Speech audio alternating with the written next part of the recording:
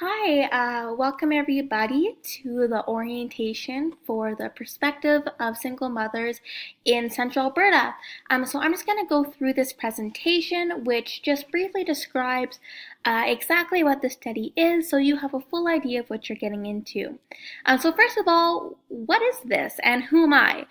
You can't see my face, but I'm Lucienne, and I'll be the primary researcher for this study. And what is the study? Well, this study is a research project that's designed to hear and understand from single mothers themselves about their perspectives and experiences as single mothers. The aim of this research is to take the expert opinions of these mothers and then use them to try and influence policy change and to make a difference in the communities in Central Alberta that these women reside in. So basically, an overview is that this study is meant to get your expert opinion and your expert experiences in what it's like to be a single mom in Central Alberta and what you have to say that could influence some major changes. So how are we going to do this through the study? Well, we're going to actually do a photo voice. This is a relatively new qualitative research technique that uses active participant involvement through allowing them to identify the pressing issues in their lives. What this means is that you, the single mother, or people who have experienced single motherhood, will take photographs out of aspects of your life that you feel need to be talked about. Then me, or I, as a researcher, will take this information and help you attach meaning and make sense of it, whether it's a political or theoretical meaning.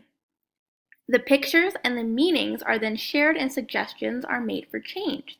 So basically, I'm asking you to take pictures of aspects of your life that reflect your experience as a single mother. And then through the interview that we'll schedule on later, I'll talk to you about that and we'll try to figure out exactly what those experiences mean as far as being a mother in Central Alberta and how can that actually influence changes. This is a video, but I won't show it here just for the sake of time, but I will include just the PowerPoint presentation of this, so you can watch this video if you want. This is just more information on photo voices, basically that these images can be understood regardless of language, culture, or other factors, and people who make policies can't deny the reality that's staring them in the face with a picture. So photo voice is really good for influencing change in communities and societies. And they create a clear record of what exists at a particular point in time and can hold policymakers and others accountable. And it's a means of empowerment without requiring people to stand up and speak in public. So you can get forth exactly what your experience is without having to be in front of a whole bunch of people. Your pictures can speak for themselves. Like the saying goes, a picture's worth 1,000 words. So what am I asking you to do in this study? Well, I'm asking you to take 1 to 3 photographs that you think represent your life based on the questions I'll provide in the next slide. And to explain these photographs to me in an interview, just to help me get a better understanding of why this photograph represents your experience as a single mother. So the questions that will help guide you in your photograph taking. Things to think about are, how do you, as a single mother, feel your access to programs, things like education or prenatal care when you are having your babies, access to finances, so what is your job or employment status is like, do you get child support or spousal support, or what does that look like? And a general quality of life. Do you get leisure time? Do you get to spend money on expensive foods? Are you limited to lower quality foods or things like that? So just in general, how does your experience as a single mother give you access to these different things? What are the successes that you experience? It's not just a boo-hoo, poor you, putting you down study. Half of this study, that the reason why I want to do it is to really showcase how strong single mothers are. So what are the successes that you have? And what are some of the struggles that you face? And how do you cope with those struggles? And how do you think others perceive you as a single mother?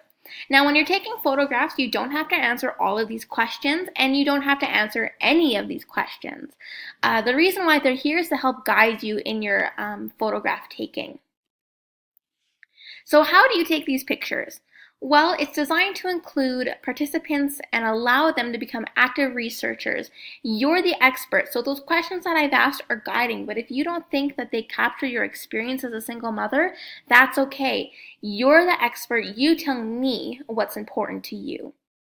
There are two major components that you do need to be aware of when you're taking photographs. It's your safety and to be aware of the subjects of your photographs if you are taking pictures of others.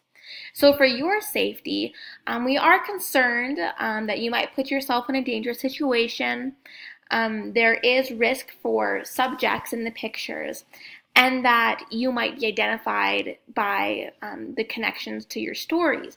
So some of these things is that I myself as a researcher will take precautions to make sure that you stay anonymous and that you won't be recognized in your pictures. And we just caution you to please just be aware that your safety is the first priority. So even if there's a great picture that you think will be perfect for the study, but it puts you at risk, please don't take that picture if it's putting you at risk. And just remember that taking a picture of somebody is personal. So please have consent from people, and especially if it's somebody under the age of 18. If you are not their parent, please get consent from their parent. And if this does happen, I do have consent forms for subjects of photos that you could sign as well. So please contact me if you would like that. And then we're just going to go into the form consent form, which is just basically what the email I sent you is, except I will ask you to sign it. If you are receiving this, that means that I'm not meeting you in person. So I'll just have this consent form at the interview, and then we'll sign it there, but I have attached it to this package so you can review it so you know what it is about before you come. Other than that, please contact me if you have any questions or concerns. You all have my email address and the phone number attached to that as well. Thank you so much for your interest in the study, and I really hope to hear from you. Thank you so much and have a great day. Bye!